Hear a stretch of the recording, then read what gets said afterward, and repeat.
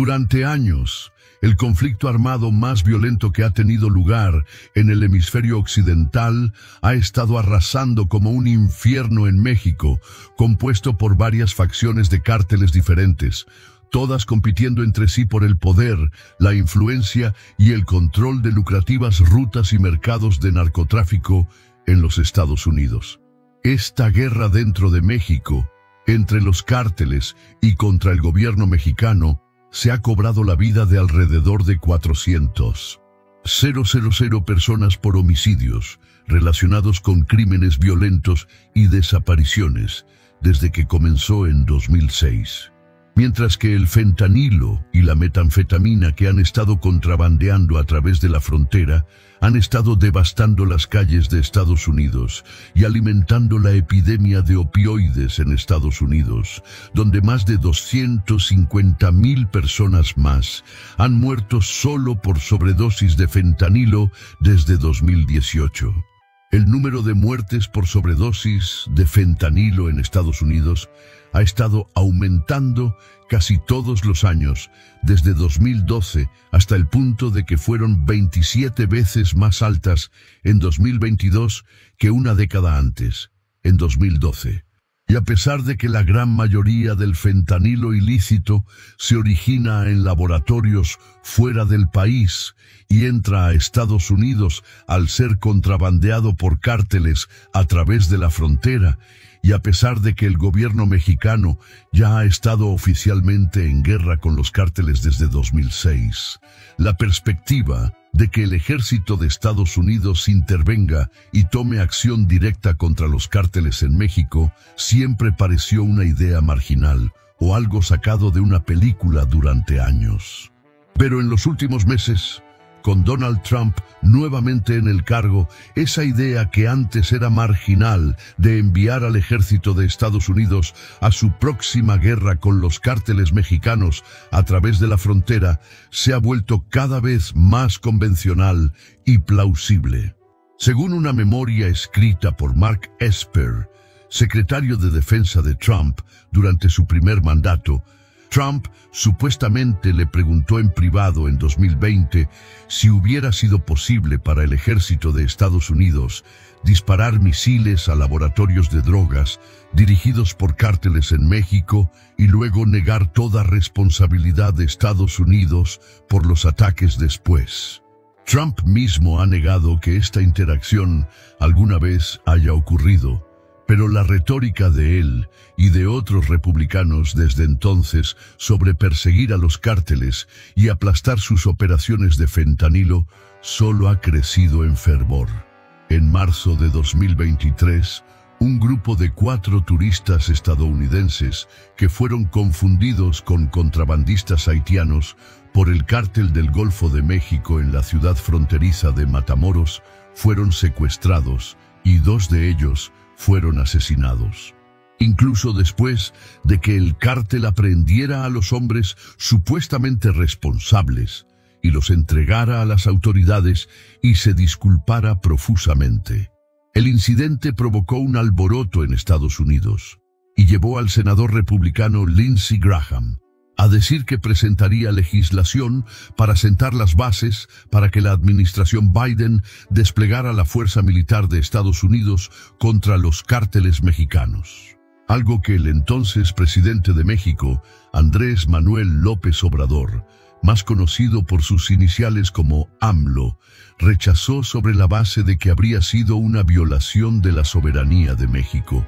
Pero desde que AMLO dejó el cargo en México a fines de 2024 y su sucesora política Claudia Sheinbaum asumió el cargo, Estados Unidos ha estado moviendo constantemente las piezas para enfrentar a los cárteles de manera más directa. De todos modos, poco después de asumir el cargo en octubre de 2024, la presidenta Sheinbaum comenzó a permitir en secreto a la CIA, por primera vez, iniciar vuelos de vigilancia encubiertos con drones sobre el espacio aéreo y el territorio mexicano. El alcance de este programa secreto de drones de vigilancia de la CIA sobre México no fue revelado durante varios meses más, hasta que se publicó un artículo sobre el programa por el New York Times en febrero de 2025. Aunque no se les dio ninguna autorización para usar fuerza letal, al menos por ahora,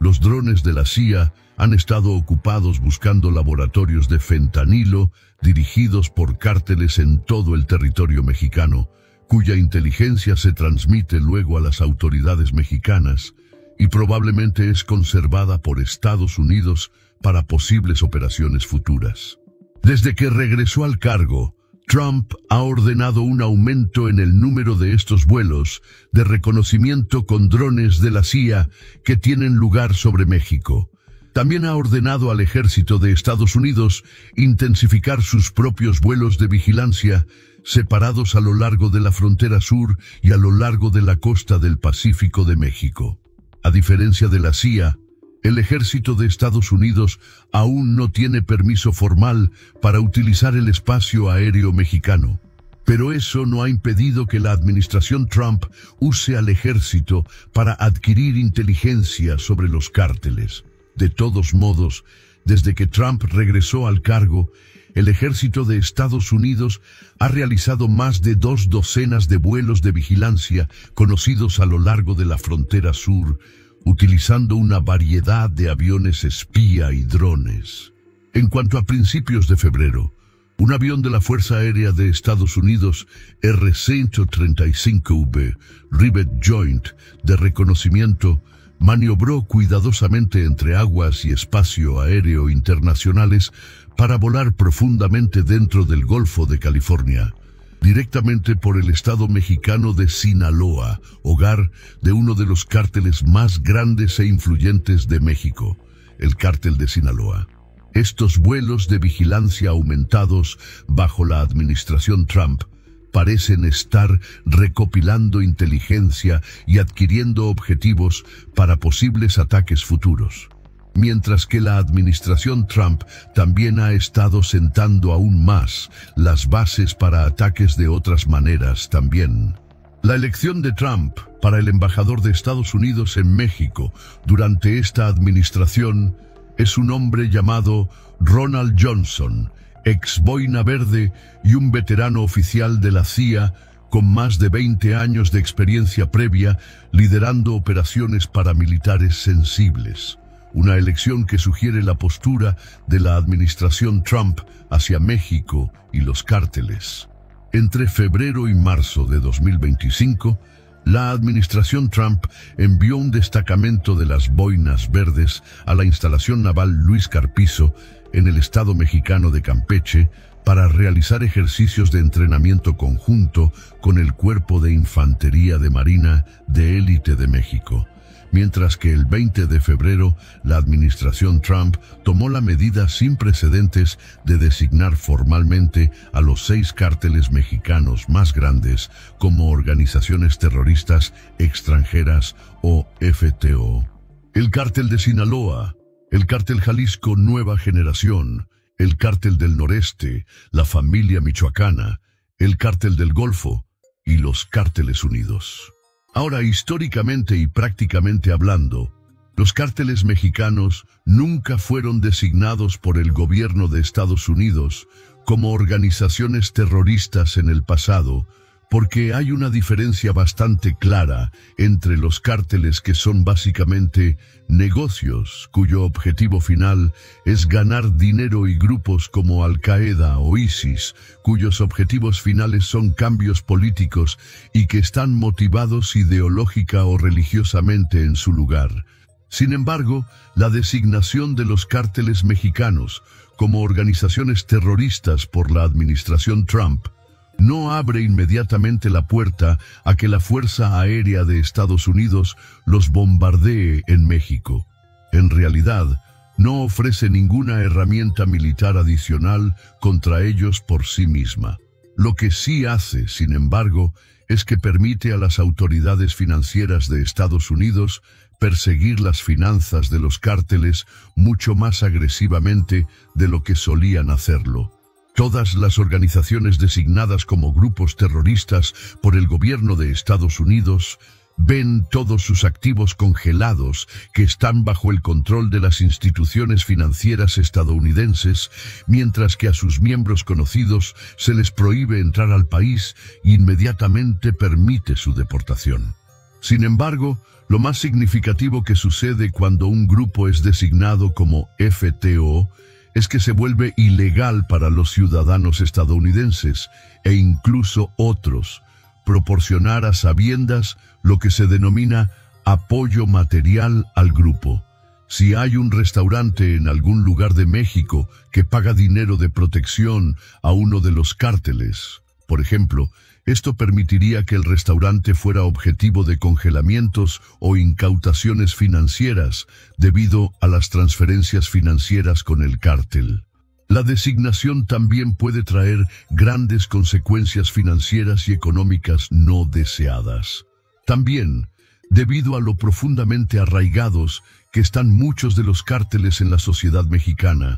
hay innumerables empresas mexicanas que están conectadas de alguna manera a uno u otro. Por ejemplo, durante años, incluso antes del ataque de Hamás a Israel el 7 de octubre de 2023, las compañías financieras estadounidenses como PayPal simplemente se negaron a realizar cualquier negocio en Cisjordania, por temor a que, dado que Hamás era una organización terrorista extranjera designada y dado que Hamás estaba tan arraigado en Cisjordania, sus servicios podrían haber terminado siendo utilizados por alguien vinculado a Hamás y luego ser perseguidos por las autoridades financieras estadounidenses. Un dilema similar podría surgir ahora en México con los 6 principales cárteles del país, ahora designados como organizaciones terroristas extranjeras, lo que hace que los bancos, los procesadores de pagos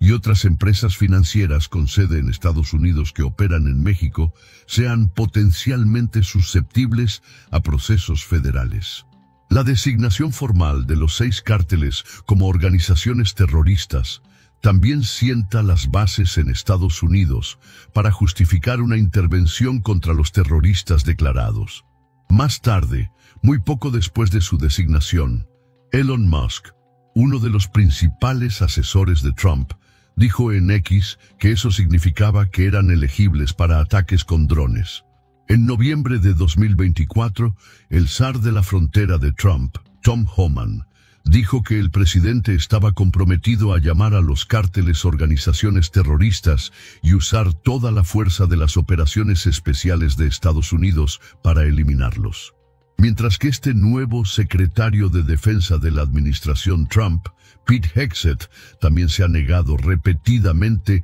a descartar la opción de ataques con drones y otras acciones militares de Estados Unidos contra los cárteles mexicanos cuando se le preguntó al respecto, incluso sin el consentimiento expreso del gobierno mexicano. Durante una visita a la frontera suroeste en febrero, Hegseth se negó públicamente a descartar el lanzamiento de incursiones transfronterizas en México para perseguir a los cárteles y dijo que todas las opciones permanecían sobre la mesa. Pero también parece haber cierto grado de división dentro del círculo íntimo de Trump sobre cuán agresivamente perseguir a los cárteles. Basado en informes internos, uno de los bandos en la administración Trump está siendo liderado por Sebastián Gorka, el director principal de Trump para contraterrorismo en el Consejo de Seguridad Nacional de la Casa Blanca.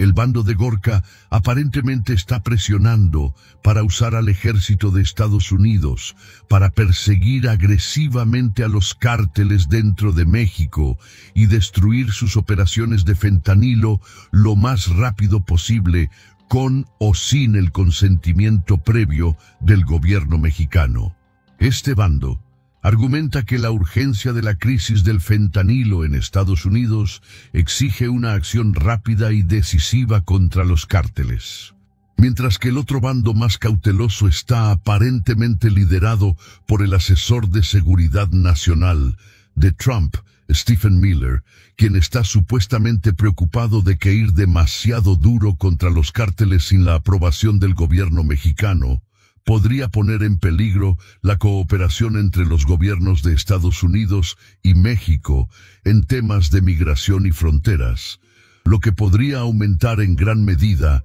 el número de migrantes que llegan a la frontera de Estados Unidos. La relativamente nueva presidenta de México, Claudia Sheinbaum, ha afirmado repetidamente que México nunca aceptará acciones militares unilaterales de Estados Unidos o ataques con drones en territorio mexicano. Ha insistido en que cualquier acción militar de Estados Unidos tomada en territorio mexicano sin el consentimiento de su gobierno sería una grave violación de la soberanía de México y que México busca cooperación o coordinación con Estados Unidos, no invasión o subordinación. Ha permitido a la CIA comenzar a realizar esos vuelos de reconocimiento sobre el espacio aéreo mexicano. Ha desplegado 10.000 tropas mexicanas en la frontera norte para patrullar el contrabando de fentanilo. Ha enviado más soldados y policía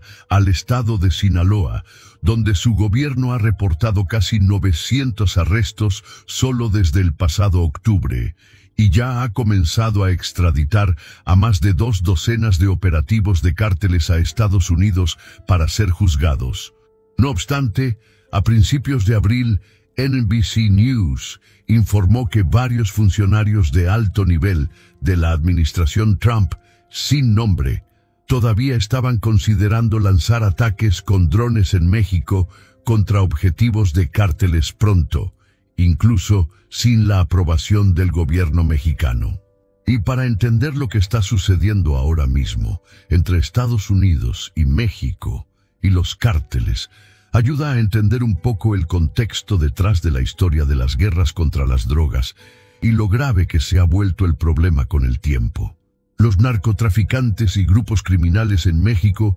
comenzaron a organizarse y avanzar en la década de 1980 después de que la histórica ruta de contrabando de cocaína desde Colombia a Miami por mar se volvió más difícil de llevar a cabo, lo que llevó a que la ruta de contrabando de cocaína se desplazara por tierra a la frontera sur de Estados Unidos a través de México. Los cárteles de drogas criminales en México comenzaron a unirse en áreas definidas regionalmente y comenzaron a luchar entre sí y contra el gobierno por el control de estas rutas y mercados de narcotráfico en Estados Unidos. Bajo el presidente Felipe Calderón, el gobierno mexicano declaró oficialmente la guerra a los cárteles de la droga en 2006 y se involucró con el gobierno de Estados Unidos en una campaña conjunta para decapitar el liderazgo de los cárteles, algo que llamaron la estrategia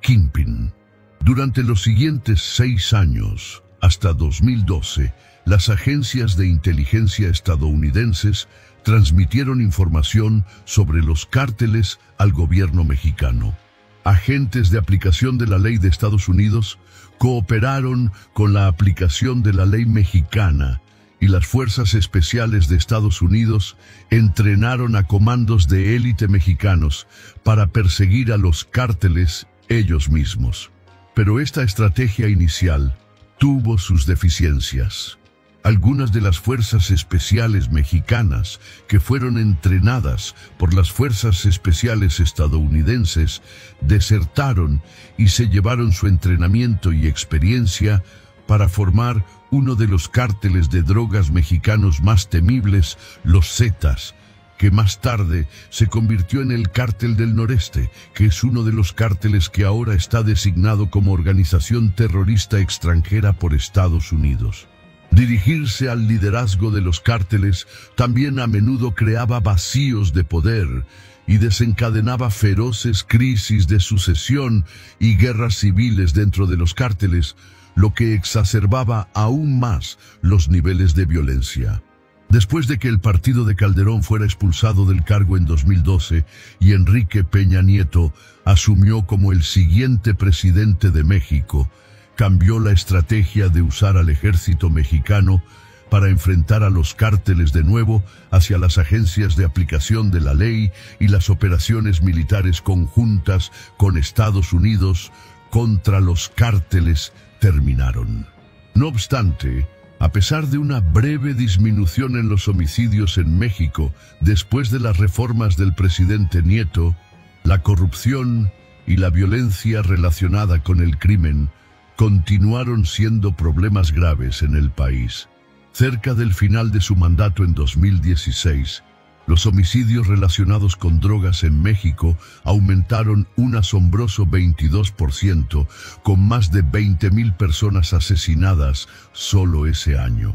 En 2017, una fosa común que contenía los restos de más de 250 víctimas de violencia relacionada con drogas fue descubierta en el estado de Veracruz del país. Y luego la violencia continuó escalando a un pico histórico de 33,341 homicidios reportados en 2018, lo que se ha mantenido bastante consistente en niveles casi tan altos cada año desde entonces. La tasa de asesinatos en México continúa siendo una de las más altas del mundo y es más de 3 veces más alta que en Estados Unidos. Mientras que entre 2017 y 2020, un periodista fue asesinado en México aproximadamente cada semana en promedio. Luego, después de que AMLO asumiera la presidencia mexicana en 2018, comenzó a buscar un enfoque radicalmente diferente hacia los cárteles que cualquiera de sus predecesores.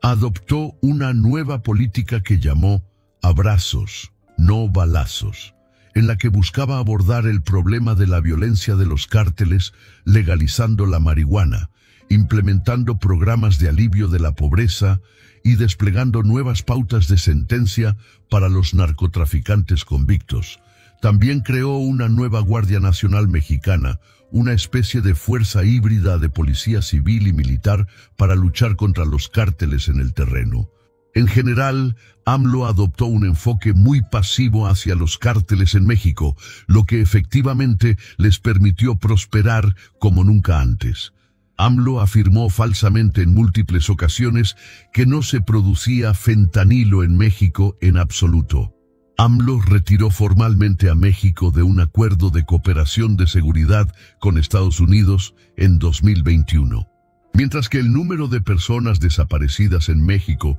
se disparó bajo su administración laxa, más personas desaparecieron en México bajo la presidencia de AMLO que durante la de sus 2 predecesores combinados. Durante el último año de su administración en 2024, un promedio de 37 personas en México desaparecieron cada día, mientras que más de 120,000 personas en México están ahora oficialmente desaparecidas. Así, mientras que la tasa oficial de homicidios disminuyó ligeramente bajo el liderazgo de AMLO, la tasa de desapariciones también se disparó al mismo tiempo. Y dado que las personas desaparecidas no son contadas por las estadísticas del gobierno mexicano como homicidios, la verdadera tasa de homicidios, al contar los aumentos dramáticos en personas desaparecidas desde 2018, es probablemente mucho más alta de lo que sugieren los datos oficiales mexicanos. Y los problemas de violencia y contrabando empeoraron mucho bajo la supervisión de AMLO. Mientras que los cárteles se hicieron cada vez más poderosos, tal como está ahora en 2025, el ejército de Estados Unidos ha estimado que los diversos cárteles en competencia en México ahora controlan de facto alrededor de 1/3 del territorio de todo el país, poniendo al gobierno mexicano en un nivel de control de facto dentro de su país que está aproximadamente a la par de un estado fallido reconocido como el gobierno sirio. Entre todos los cárteles combinados, hoy en día, se estima que hay entre 160,000 y 185,000 combatientes armados y mercenarios. Casi la mitad del tamaño de las Fuerzas Armadas mexicanas en activo. Grandes extensiones del país en México que están bajo la influencia de los cárteles están más controladas por los cárteles que por el propio gobierno. Es por eso que el Departamento de Estado de Estados Unidos actualmente aún mantiene una advertencia de nivel 4 de no viajar a los estados mexicanos de Colima, Guerrero, Michoacán, Sinaloa, Tamaulipas y Zacatecas, donde las actividades e influencia de los cárteles están particularmente bien pronunciadas. Además, la corrupción y la influencia de los cárteles en todo el gobierno mexicano también son extremadamente profundas. Un informe de la DEA estadounidense encontró evidencia de que los cárteles habían canalizado millones de dólares a la campaña presidencial de AMLO en 2006. Por ejemplo, en 2020, la aplicación de la ley de Estados Unidos arrestó al exsecretario de Defensa mexicano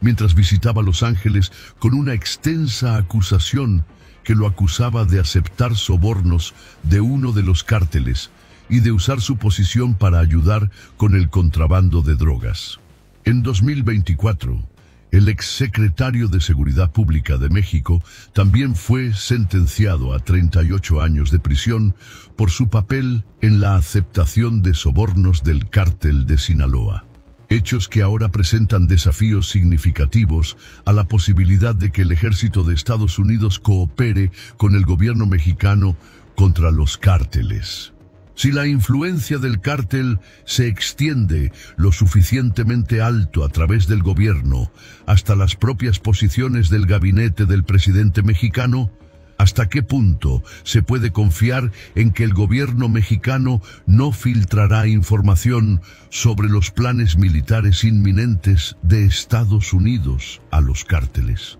Es por esta razón por la que los miembros más agresivos de la administración Trump abogan por una acción militar unilateral más dura contra los cárteles, incluso sin el apoyo del gobierno mexicano, al que consideran demasiado corrupto y comprometido por los propios cárteles. Ahora, si bien hay múltiples cárteles operando en México hoy en día, los dos más grandes y temibles en este momento son el cártel de Sinaloa y el cártel Jalisco Nueva Generación, y son los dos que muy probablemente se convertirán en los objetivos de cualquier posible ataque militar directo de Estados Unidos que involucre ataques con drones o incursiones de fuerzas especiales. Estos dos grandes cárteles son responsables de la abrumadora mayoría de los narcóticos que entran a Estados Unidos hoy en día, incluyendo casi todo el fentanilo y la metanfetamina ilícitos en Estados Unidos. Lo que distingue al cártel de Sinaloa de los demás en particular son también los lazos muy estrechos del cártel con China y la ruta del comercio de fentanilo. El cártel de Sinaloa domina el puerto mexicano de Mazatlán en el Pacífico, dentro de su estado natal de Sinaloa, a través del cual pueden importar grandes cantidades de precursores químicos necesarios para la producción de fentanilo desde China. Los intermediarios químicos del cártel de Sinaloa comprarán ingredientes químicos fabricados en China para el fentanilo y luego los contrabandearán a México, donde llegan a los laboratorios de drogas del cártel y se transforman en fentanilo sintético de alta calidad en forma de pastillas o polvo, que luego se contrabandea a través de la frontera hacia Estados Unidos, transportado en paquetes más pequeños por mulas de drogas individuales o en grandes cantidades mezclado con bienes comerciales legítimos transportados por remolques, donde han estado devastando comunidades estadounidenses durante años. Las muertes por sobredosis relacionadas con drogas en Estados Unidos han estado aumentando constantemente desde la década de 2010, a medida que el suministro de fentanilo y metanfetamina al país desde México ha aumentado hasta el punto de que solo en 2022 los CDC informaron que más de 107,000 estadounidenses murieron por sobredosis relacionadas con drogas. El 70% resultante del fentanilo y otros opioides sintéticos y el otro 30% resultante de la metanfetamina y otros estimulantes sintéticos. La mayoría de ambos llegan al país a través del cártel de Sinaloa y el cártel Jalisco Nueva Generación. Es la epidemia de drogas más mortífera y grave que Estados Unidos ha enfrentado en su historia. Y la descarada disposición del cártel de Sinaloa a asociarse con empresas químicas del mayor adversario estatal de Estados Unidos para inundar Estados Unidos con drogas sintéticas subraya la gravedad de este problema. Pero el flujo de drogas mortales como el fentanilo y la metanfetamina en una dirección de México al norte de Estados Unidos es solo la mitad del problema. La otra mitad de este problema, que a menudo se omite en estas conversaciones en el contexto estadounidense, es el enorme flujo simultáneo de armas y armamento en la otra dirección hacia el sur, desde Estados Unidos a través de la frontera hacia México. En todo México, en este momento, solo hay una única tienda de armas legal para comprar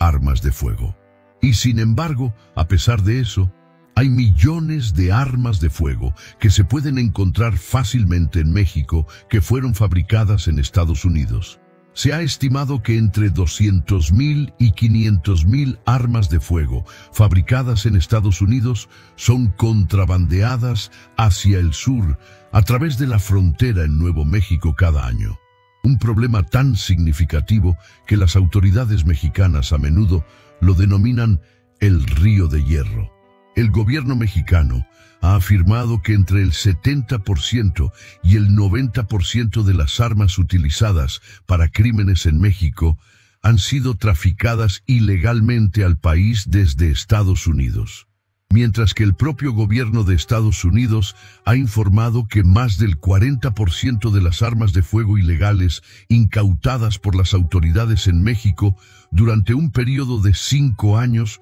procedían exclusivamente del estado de Texas. Así, mientras que los cárteles han inundado el lado estadounidense de la frontera con drogas sintéticas que han alimentado las epidemias de opioides y drogas de Estados Unidos, también se podría argumentar que los fabricantes y vendedores de armas estadounidenses también han inundado el lado mexicano de la frontera con armas de fuego, que han alimentado la violencia y la guerra que rodea a los cárteles en la larga guerra contra las drogas de México. Y como resultado de este largo río de hierro, los cárteles han podido transformarse constantemente en algunos de los actores no estatales más poderosos y mejor equipados del mundo. Ahora se sabe que poseen armamento pesado como ametralladoras Gatling de cinta, vehículos blindados de transporte de personal e incluso sus propias máquinas de tanques hechas a medida que generalmente se llaman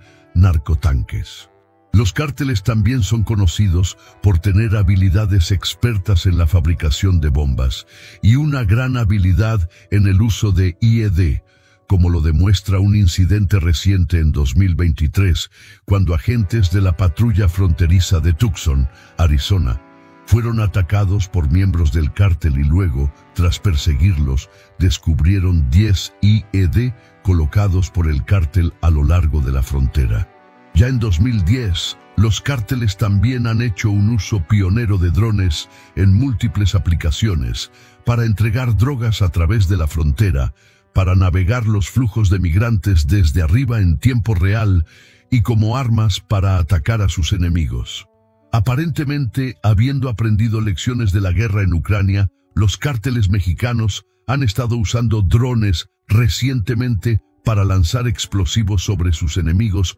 durante campañas de asesinato o terror. Los cárteles también son conocidos por poseer un arsenal de minas terrestres, mientras que las incautaciones de armas reportadas recientemente por las autoridades mexicanas indican que sus arsenales pueden volverse aún más sofisticados. A principios de 2024, las autoridades mexicanas informaron haber incautado un misil tierra-aire FAM-92 Stinger con sensor de calor del cártel de Sinaloa, el cual es teóricamente capaz de derribar un avión comercial. Poco después, Las autoridades mexicanas también informaron haber incautado por separado 2 sistemas antitanque Javelin, fabricados en Estados Unidos del cártel Jalisco Nueva Generación, lo que significa que los 2 cárteles más poderosos en este momento probablemente estén lo suficientemente avanzados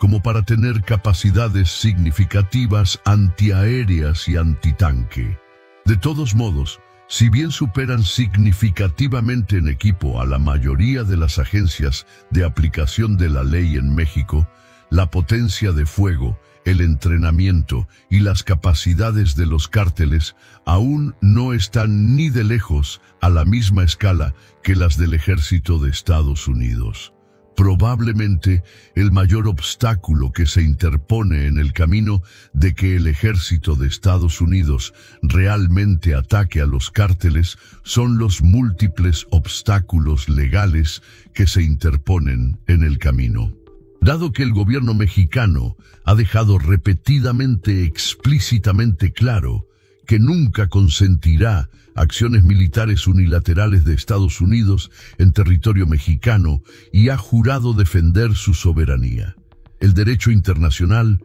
prohíbe a Estados Unidos tomar acciones militares en México, excepto a través de una excepción muy estrecha. El artículo 2, párrafo 4 de la Carta de la ONU, prohíbe explícitamente la amenaza o el uso de la fuerza contra la integridad territorial o la independencia política de cualquier Estado. Sin embargo, el artículo 51 de la Carta de la ONU luego también establece una excepción estrecha a esto, señalando que nada en la Carta menoscabará el derecho inherente a la legítima defensa individual o colectiva si ocurre un ataque armado contra un miembro de la ONU. Es concebible entonces que para justificar los ataques militares de Estados Unidos contra los cárteles mexicanos a través de la lente del derecho internacional, la administración Trump probablemente trataría de argumentar que el nivel de destrucción y muerte que ha sido causado en Estados Unidos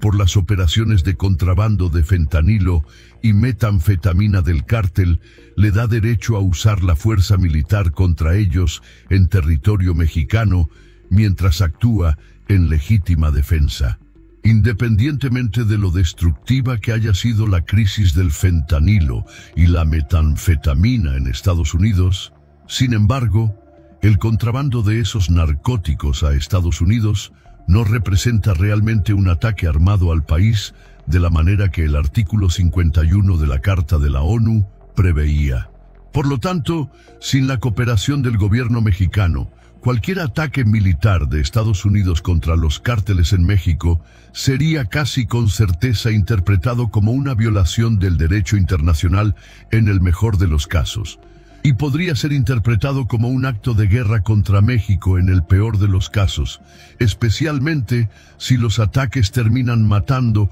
a un gran número de civiles mexicanos, lo cual es probable. Este es el mismo consejo sobre el que el exsecretario de Defensa de Trump, Mark Esper, se dice que advirtió cuando Trump supuestamente planteó por primera vez la idea de disparar misiles a laboratorios de drogas en México en 2020. Pondría la relación bilateral entre Estados Unidos y México en una caída irreversible y podría llevar a consecuencias masivas no deseadas, como que México simplemente decida dejar de cooperar con Estados Unidos por completo en cuestiones de migración a lo largo de la frontera. México es, para decirlo cortésmente, también extremadamente sensible a que el ejército de Estados Unidos tome acciones unilaterales dentro de su país. A principios del siglo XX, el ejército de Estados Unidos intervino repetidamente en los asuntos de México y llevó a cabo operaciones en territorio mexicano sin el consentimiento del gobierno. En 1914, el ejército de Estados Unidos decidió apoderarse y ocupar el puerto mexicano de Veracruz durante 7 meses, lo que mató a alrededor de 160 mexicanos en el proceso. Mientras que durante 10 meses, entre 1916 y 1917, Estados Unidos envió alrededor de 10,000 de sus soldados a través de la frontera hacia el estado mexicano de Chihuahua en una cacería de Pancho Villa, un revolucionario mexicano cuyas fuerzas habían atacado una ciudad fronteriza en Nuevo México. Si a esto le sumamos la larguísima historia de operaciones lideradas por Estados Unidos y la CIA en toda la región de América Latina durante el último siglo, se tiene una idea de por qué México no confiaría exactamente en las intenciones del ejército de Estados Unidos y la CIA operando de nuevo en México. No obstante, las acciones recientes del ejército de Estados Unidos y del propio Trump durante su primer mandato podrían ser indicativas de las acciones que finalmente tomarán contra los cárteles mexicanos. El ejército de Estados Unidos y la administración Obama, después de todo, no se preocuparon en absoluto por la soberanía de Pakistán ni por pedir permiso previo a Pakistán antes de enviar un equipo SEAL a Pakistán para matar a Osama Bin Laden en 2011, debido a los temores de que el gobierno pakistaní estuviera potencialmente comprometido y pudiera haber alertado a Bin Laden si lo supieran. Mientras que el propio Trump históricamente se ha opuesto a los despliegues de tropas a gran escala, como en Irak o Afganistán, con frecuencia autorizó ataques con drones y misiles e incursiones de fuerzas especiales para expandir e intensificar otros conflictos. En 2017 y 2018 ordenó ataques con misiles estadounidenses en Siria contra el régimen de Assad en respuesta a su uso de armas químicas, lo que probablemente también fue una violación de la Carta de la ONU. Autorizó la incursión de las fuerzas especiales en Siria en 2019, que mató al líder del ISIS, y quizás lo más indicativo de cómo podría actuar en México, Trump también autorizó el controvertido ataque con drones que mató al general Qasem Soleimani a principios de 2020. 8 meses antes de ese ataque con drones, la administración Trump designó al Cuerpo de la Guardia Revolucionaria Islámica de Irán, o IRGC, una de las ramas del ejército estatal iraní, como organización terrorista. Soleimani era entonces el comandante de la fuerza Quds del IRGC, básicamente la versión iraní de la CIA. Mientras estaba en el aeropuerto de Bagdad, Irak, a principios de 2020, Trump autorizó un ataque con drones que lo asesinó sin pedir aprobación previa al gobierno iraquí. El ataque con drones mató a 10 personas, incluido Soleimani, y enfureció al gobierno iraquí, que caracterizó el incidente como una violación de su soberanía nacional y lo consideró una violación de su acuerdo de seguridad con Estados Unidos. Poco después, el Parlamento iraquí aprobó una resolución no vinculante para expulsar a todas las tropas estadounidenses restantes del país. El incidente también podría haber sentado un precedente para las posibles acciones futuras de la administración Trump en México, ya que Trump hizo que el IRGC fuera designado como organización terrorista y luego ordenó un ataque con drones contra su líder más veterano, solo 8 meses después, sin solicitar la aprobación del gobierno donde tuvo lugar el ataque con drones. Acciones similares también podrían tener lugar en el futuro contra el ahora designado liderazgo terrorista del cártel en México. Así que, basándose en las propias preferencias históricas de Trump por llevar a cabo acciones encubiertas contra grupos terroristas designados como ataques con drones e incursiones limitadas de fuerzas especiales, estas son probablemente las mismas tácticas que actualmente está considerando aplicar a los cárteles mexicanos. Probablemente también esté utilizando los vuelos de drones de la CIA que ya se están llevando a cabo sobre México y los vuelos de vigilancia militar que ya se están llevando a cabo a lo largo de las fronteras y costas de México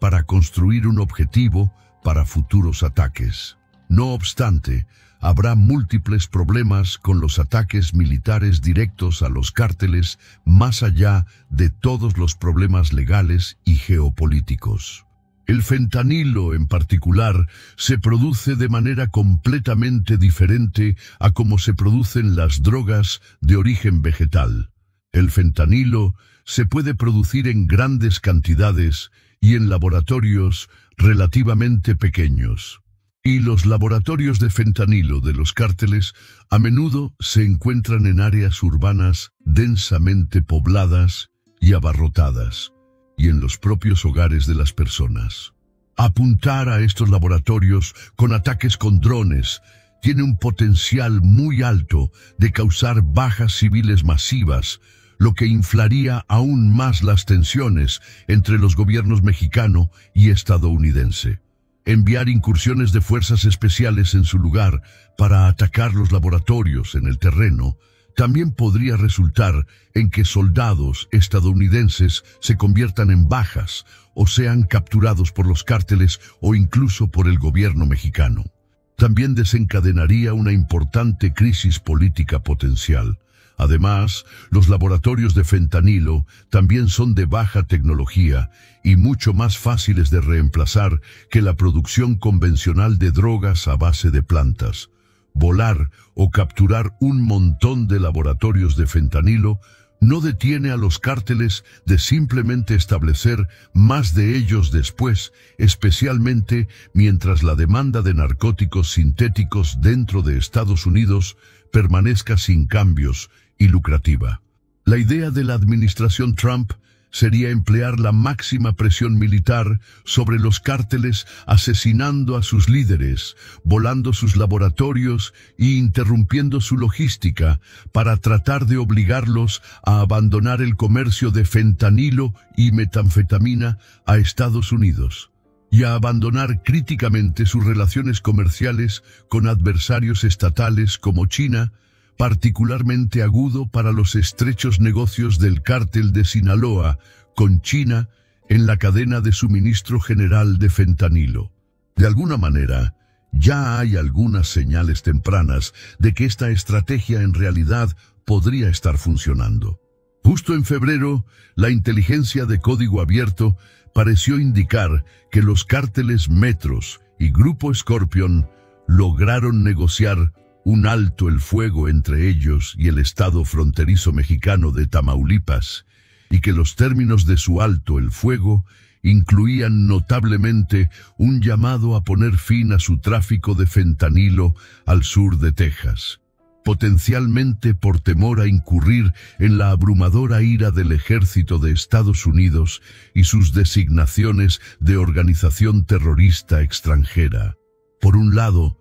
los cárteles no son organizaciones terroristas ideológicas y operan efectivamente como negocios. Cuando se ataca a organizaciones terroristas ideológicas como Al-Qaeda o ISIS, a menudo se atrincheran y continúan la lucha por muy mal que se vea su organización. Si los cárteles comienzan a perder acceso a sus fuentes de ingresos y sus recursos comienzan a ser amenazados por los militares, por otro lado, es mucho más probable que se adapten y negocien en lugar de seguir luchando sin el incentivo ideológico. Pero al mismo tiempo, también existe el riesgo de que tomar acción militar directa de Estados Unidos contra los cárteles también los anime a tomar represalias de formas inciertas e impredecibles. Históricamente, los cárteles han evitado atacar deliberadamente a ciudadanos estadounidenses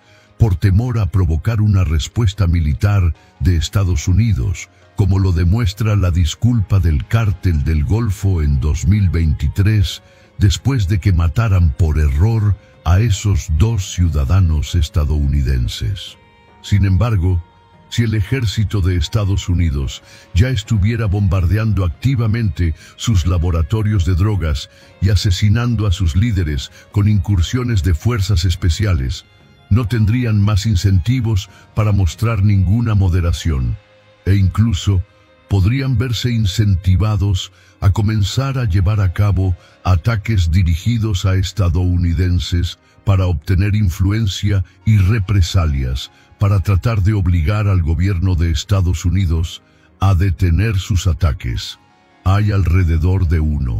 6 millones de ciudadanos estadounidenses que actualmente viven en México que podrían encontrarse como objetivo de ataques en el fuego cruzado. Por no hablar de los millones de turistas estadounidenses que viajan a México cada año. No importa qué opción tome finalmente la administración Trump hacia los cárteles al sur de la frontera, abundan los riesgos. Cooperar con el gobierno mexicano contra los cárteles arriesga la filtración de información crítica a los cárteles a través de funcionarios corruptos del gobierno mexicano. Mientras que dejar de lado al gobierno mexicano por completo y atacar a los cárteles unilateralmente arriesga el colapso de la relación entre Estados Unidos y México y comprometer su cooperación histórica en la frontera y la migración, mientras que además arriesga incentivar a los cárteles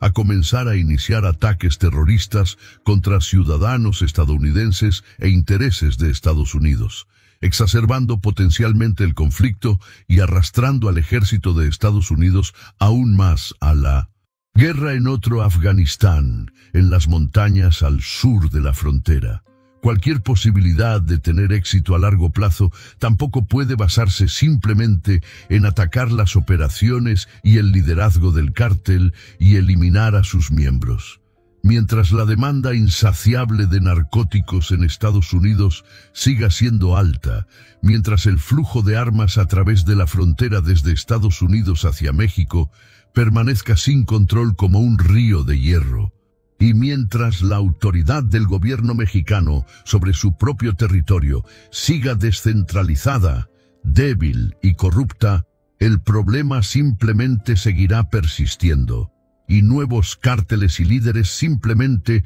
reemplazarán a los destruidos para llenar el vacío de poder. Se necesita un enfoque multifacético para la larga guerra contra las drogas que también aborde las causas profundas del conflicto en primer lugar. Pero abordar esas causas profundas no será una tarea sencilla. La guerra contra las drogas en México durante años ha sido uno de los conflictos más violentos, destructivos y duraderos de todo el siglo XXI, que ha evolucionado a través de múltiples fases que han visto a muchos cárteles y líderes diferentes ir y venir a lo largo de los años. Aplastar un cártel y eliminar su liderazgo sin abordar las causas profundas nunca pondrá fin al conflicto. Y ningún otro líder de cártel a lo largo de todo este conflicto ha sido tan poderoso o tan conocido como Joaquín Guzmán,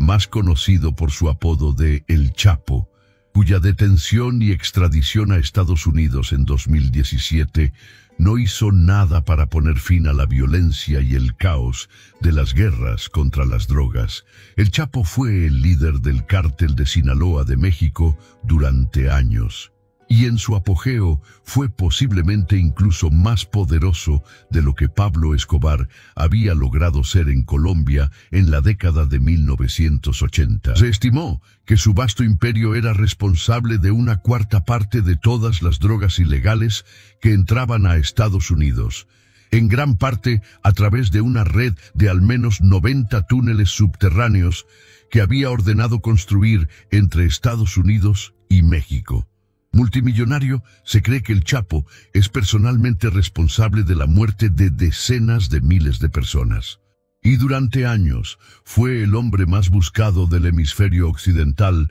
con una cantidad total de recompensas por su cabeza que casi igualaba los 10 millones de dólares. Constantemente escurridizo, logró escapar de prisión varias veces después de ser arrestado. Lo más infame fue en 2015, cuando escapó de la prisión de máxima seguridad de Altiplano en México a través de un elaborado túnel que sus hombres habían construido debajo de la prisión sin ser notado. Después de esa fuga, el Chapo se convirtió en el fugitivo más buscado del mundo, tanto por los gobiernos de Estados Unidos como de México. y comenzó una cacería mundial para su recaptura, cuya escala rara vez se ha visto antes desde entonces. También hice un video completo sobre la cacería de años de El Chapo y cómo los gobiernos de Estados Unidos y México pudieron finalmente localizarlo y capturarlo en mi serie Conflictos Modernos, en la que creo nuevos videos cada mes, profundizando en temas más recientes, controvertidos y oscuros relacionados con guerras, operaciones y conflictos modernos. En los últimos 4 años, he creado casi 50 episodios de Conflictos Modernos, cubriendo temas tan diversos como la cacería de Osama Bin Laden por parte de Estados Unidos y el camino que llevó a ese punto en los ataques del 11 de septiembre. Un análisis hora por hora de los eventos que tuvieron lugar durante el ataque de Hamas a Israel el 7 de octubre y la posterior invasión a gran escala de Gaza por parte de Israel, junto con cómo Estados Unidos lideró una coalición que finalmente destruyó el ISIS en Irak y Siria.